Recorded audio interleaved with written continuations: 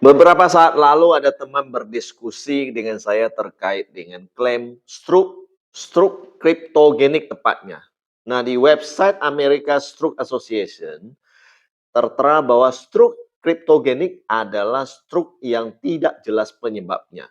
Dan di jurnal medis ini diterangkan bahwa kemungkinan penyebab tersembunyinya terkait dengan satu detak jantung tidak teratur atau vibrasi atrium. Nah, yang kedua masalah struktur jantung, terutama paten foramen ovale atau PFO.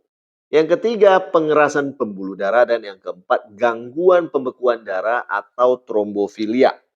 Nah, yang menarik case ini, teman ini bercerita, loh, kok stroke kenapa nggak bisa klaim gitu loh? Maksudnya klaim biaya pengobatannya. Lumayan juga loh, saya lihat estimasinya sekitar 42.000 Sing dolar. Biaya untuk memperbaiki PFO-nya, paten foramen ovale-nya. Nah, kita bahas dulu ya, apa itu PFO? Dalam beberapa jurnal medis dikatakan bahwa PFO adalah kondisi di mana serambi kiri dan serambi kanan jantung tidak menutup dengan sempurna pasca seorang bayi dilahirkan. Nah, akibatnya apa? Darah yang bersih pada serambi kiri dengan darah yang kotor dari serambi kanan bercampur. Kemungkinan karena pencampuran inilah yang mengakibatkan kandungan oksigen itu tidak cukup dialirkan ke pembuluh darah pada sekitar otak. Sekali lagi, ini kemungkinan. Kita membahas dari sudut klaim asuransinya, bukan sudut medis ya. Silakan berkonsultasi kepada ahli medis, dokter medis. Kita membahas dalam konteks klaim asuransi. Nah, lantas apa yang menyebabkan stroke kriptogenik yang dialami oleh pasien ini tidak di-cover oleh perusahaan asuransi?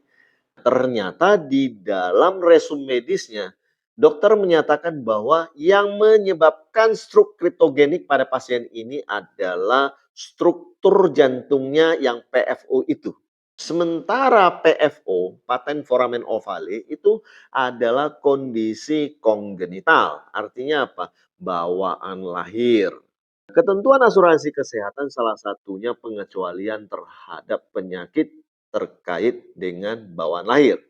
Nah, inilah yang menyebabkan klaim stroke kriptogeniknya ini tidak bisa di-cover atas dasar karena disebabkan oleh PFO. Sementara PFO adalah kondisi pengecualian polis. Nah, merujuk kepada penyebab stroke kriptogenik ini, maka salah satu penyebab terkait dengan PFO ini jelas saklek tidak bisa klaim kepada perusahaan asuransi. Nah, bagaimana kalau penyebabnya itu adalah terkait dengan detak jantung tidak teratur, pengerasan pembuluh darah, atau gangguan pembekuan darah? Ya jelas bisa di-cover. Karena untuk tiga kondisi ini bukan bagian daripada pengecualian polis. Pengecualian polis asuransi itu tentu banyak ya. Silakan baca di buku polis masing-masing. Nah, bagaimana cara kita bisa mengetahui langsung terkonek dengan hal-hal seperti ini? Saya kutip apa yang dikatakan oleh Hotman Paris. Hotman Paris bilang legal minds. Beliau menganalisa begitu banyak putusan pengadilan sampai pikirannya itu menjadi sangat mahir di bidang tersebut. Nah, sama juga kita kalau mau profesional di bidang manapun, kita harus banyak mengasah disiplin ilmu tersebut. Melatih, membaca, mempraktekkan, salah, ulang lagi sampai menjadi benar.